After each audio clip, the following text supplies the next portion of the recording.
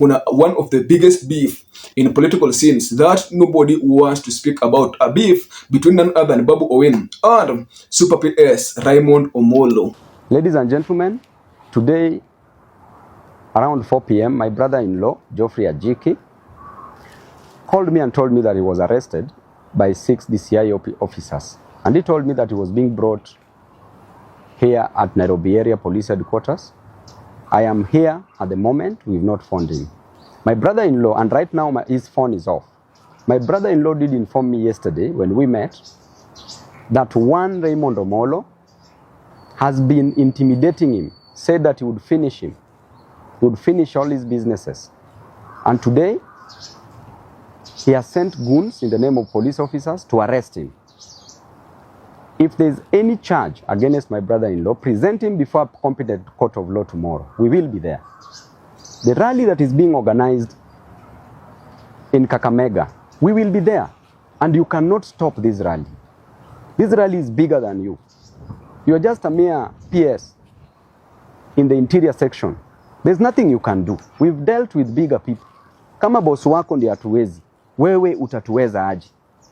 And Raymond, as we speak, you are organizing goons being transported from Kisumu. From tomorrow will be transported from Kisumu all the way to Kakamega to bring violence, to hurt other Kenyans. I want to challenge you. I want you to come to Kakamega yourself. We see if you will still be Raymond Omollo. And my brother, you cannot intimidate us. Boss yako mwenyewe hatuwezi. Wewe utatuwezaje? The other day you organized goons who vandalized our PA system at Kitengela. You are paying them 1,000, 2,000 Kenya shillings. And I want to tell you that we will not stop until we reach our destination. Thank you. Why is this beef among the most important beefs in political history? This is what we're going to measure on this podcast. But before I deep dive into this video, can you just take a second or two to like this video, comment, telling us where you are watching us from, and most importantly, just subscribe to our YouTube channel. And if by any chance you're watching us from a different platform, just head over to YouTube, search for Creative Dallas TV. If politics, war, and documentaries, not forgetting sports, is what you are passionate about.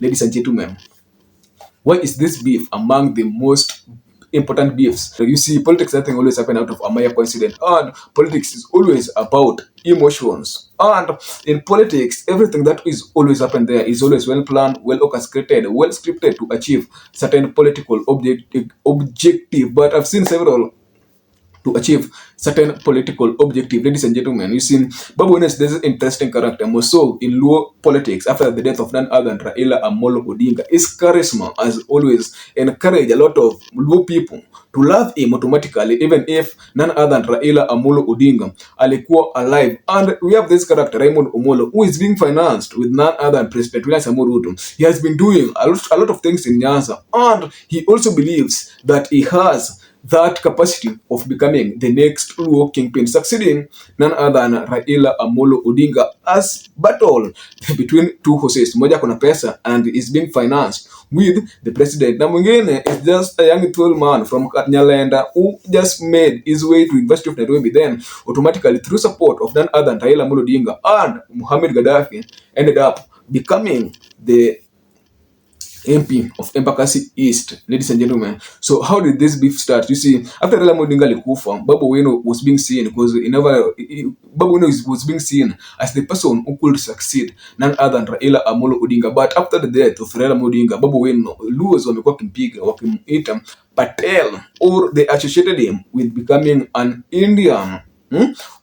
They associated him with becoming from an Indian origin. I think that several people walikuja criticize hapa online because wanasema this man is a Luo, he can speak pure Luo, mbona nyinyi mnamtaka? Then the bloggers came with a lot of narrative just to paint none other than BABU OWINO now bad image. Wengine in fact even call his wife some names. They even came with several theories about surrounding him. And I can remember when they were saying about looking pin, the first things that you need to become a looking pin at Ijulu Lazima, they speak of a person must marry from a local community. And the funny thing was, BABU OWINO married from Mount Kenya region. So all this narrative have failed to work. And here's the thing, right now 2027 is approaching, and these people wameanguka kwa battlefield where the battle is who people loves and who is speaking the voice of the people. Raymond Omollo has money. He has managed to purchase all those bunge la wananchi pale Kisumu, ikuwe ya Kondele, ikuwe ile Nyuku Town, ikuwe zote Raymond Omollo managed kuzinunua, and people there wanaeat jina yake. Let me just tell you one thing, hakuna mtu wenye watu wanaita jina yake just because of money. And Babu Owino is this interesting character. He does not pay anyone, but anytime people speak in this bunge, you might find 2 or 3 people must articulate his name and call on him at least akuwe movo call.